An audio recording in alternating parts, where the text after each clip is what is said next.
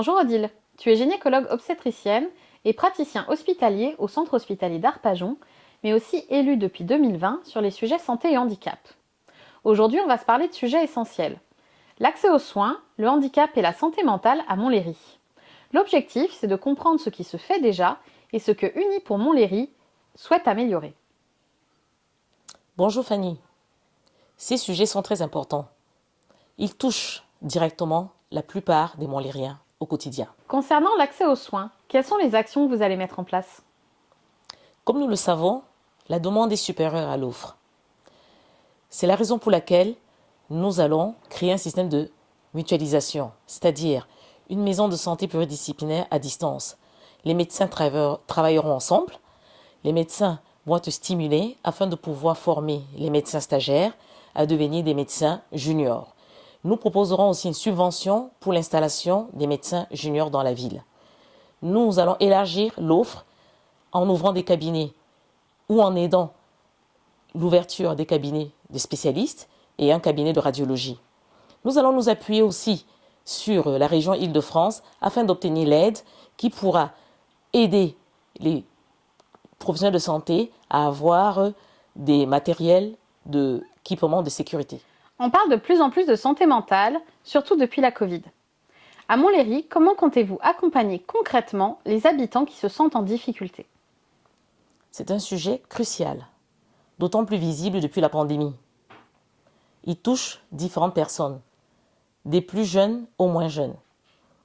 Les personnes isolées. Certaines études disent qu'une personne sur 6 est touchée. L'enjeu est d'éviter que les difficultés s'installent en silence. Notre objectif est de créer un parcours de santé mentale, c'est-à-dire un cadre clair et accessible, mieux repéré, mieux orienté, mieux accompagné. Concrètement, les habitants ne doivent pas se sentir seuls et savoir à qui s'adresser dans leur démarche. Votre priorité, ce serait quoi? Réduire les obstacles, simplifier le parcours, renforcer l'accompagnement, garantir l'accès aux soins et aux services pour tous. Le handicap est-il un sujet à approfondir à Montlhéry? L'handicap est un enjeu majeur. Plus de 14 millions en France de personnes déclarent avoir une limitation fonctionnelle sévère. Derrière ce chiffre se cachent des réalités concrètes, comme se déplacer, accéder à un bâtiment, faire des démarches et participer aux activités de la vie commune. À Montlhéry, nous nous organisons pour améliorer le quotidien des personnes en situation de handicap, et ceci avec des mesures simples. Rendre les stationnements et les trottoirs plus accessibles. Adapter les logements avec le programme du département afin que ces personnes soient autonomes.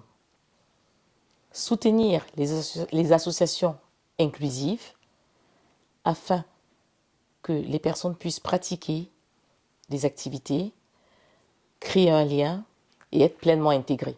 Donc l'objectif, c'est une ville plus accessible au quotidien. Exactement, une ville plus accessible est une ville plus agréable et plus juste au quotidien. Un dernier mot pour les habitants? Bien sûr que oui. La santé, c'est l'affaire de tous. À Montlhéry, on veut continuer à faire que chaque habitant, valide ou non valide, ait un accès simple, facile aux soins, un accès à la vie commune de la ville.